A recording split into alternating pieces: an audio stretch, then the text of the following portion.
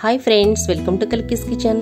ఈరోజు recipe Chennai special idli dosa పిండి తయారు చేసే విధానం.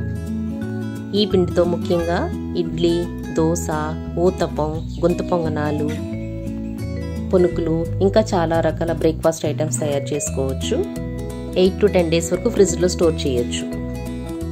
ఇడ్లీ అనేది స్మాల్ ఏజ్ నుంచి ఓల్డ్ ఏజ్ వరకు ఎవరైనా తినగలిగే ఈజీ డైజెషన్ ఫుడ్. వీడియోని చివరి వరకు చూడండి, అప్పుడే మీకు అర్థమవుతుంది. నెక్స్ట్ వీడియోలో క్రిస్పీ దోశ, గుంత పొంగనాలు ఎట్లా చేయాలో నేర్పిస్తాను. ఈ పిండి తయారు చేయడానికి 3.5 గ్లాసుల ఇడ్లీ బియ్యం, 1/2 గ్లాసు పచ్చి బియ్యం, 1 గ్లాసు గుళ్ళ మినపప్పు, 1/2 టీ స్పూను మెంతులు. ఇడ్లీ రైస్ ఇది సెపరేట్గా దొరుకుతుంది, లావుగా పొట్టిగా ఉంటుంది. ఇది 2-3 టైమ్స్ కడిగి నైట్ అంతా నాననివ్వాలి. మినపప్పు 2 అవర్స్ నానితే సరిపోతుంది. ముందుగా మినపప్పును శుభ్రంగా కడుక్కొని గ్రైండర్లో వేసి కొంచెం వాటర్ చల్లుతూ గ్రైండ్ చేసుకోవాలి. ఇది పిండి వేడెక్కకుండా ఉండాలంటే కూలింగ్ వాటర్ వాడితే బెటర్. ఒకేసారి వాటర్ వేయకూడదు. కొంచెం చల్లుకుంటూ చేతితో తిప్పుతూ సైడ్స్ ఉన్న పిండినంతా తోస్తూ గ్రైండ్ చేసుకోవాలి. పప్పు అంతా బాగా నలిగి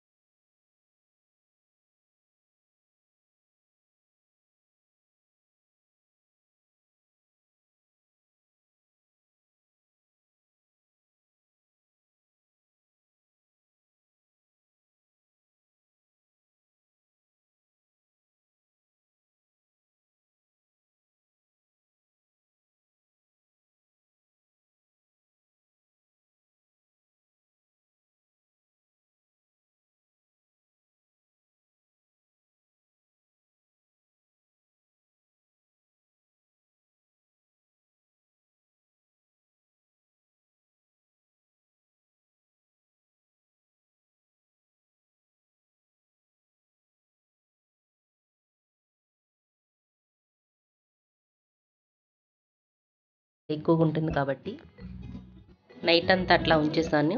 మార్నింగ్ చూడండి పిండి ఉబ్బి ఎంత బాగా తయారయ్యిందో. రైస్ పిండి బరువు వల్ల అడుక్కెళ్ళిపోతుంది. దాని గురించి స్మూత్గా ఒక్కసారి పిండి అంతా కలిసేలా తిప్పుకొని మీకు కావలసిన క్వాంటిటీ ఒక గిన్నెలోకి తీసుకోండి. ఇప్పుడు దాంట్లో 1/2 స్పూను సాల్ట్ మిక్స్ చేసుకోండి.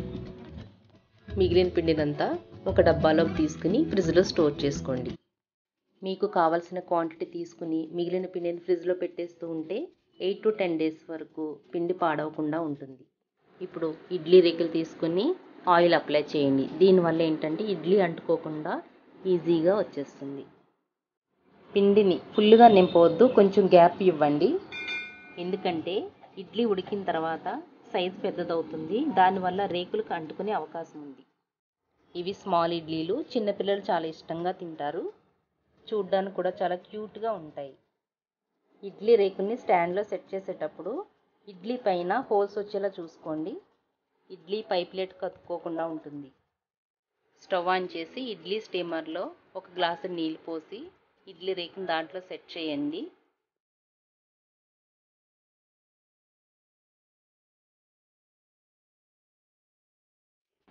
కొంచెం చల్లారిన తర్వాత ఇడ్లీని సెపరేట్ చేసేసుకోండి. చూడండి దూదులు లాంటి ఇడ్లీ తయారైపోయింది. స్పాంజీగా ఎంత స్మూత్గా బాగున్నాయో చూస్తేనే తినాలనిపిస్తుంది. మీరు తప్పకుండా ఈ టిప్స్ ఫాలో అవ్వండి. సూపర్ సాఫ్ట్ ఇడ్లీ రెడీ అవుతుంది. ఇప్పుడు చెన్నై స్టైల్ కోకోనట్ చట్నీ చూద్దాం. నేను ఈ చట్నీకి సగం చెక్క వాడుతున్నాను. కొబ్బరి ముక్క వెనకాల బ్రౌన్ కలర్లో ఒక లేయర్లా ఉంటుంది. ఆ లేయర్ తీసేస్తే గనక మీకు చట్నీ అనేది వైట్గా వస్తుంది.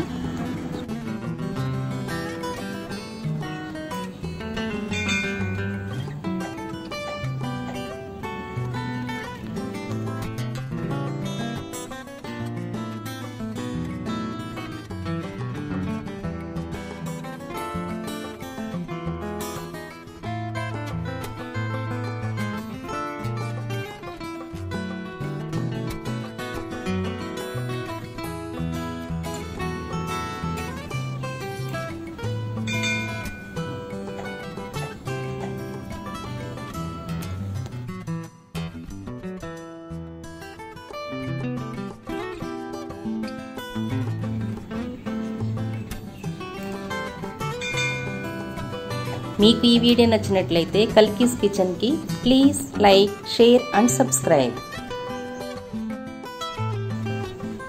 Thanks for watching.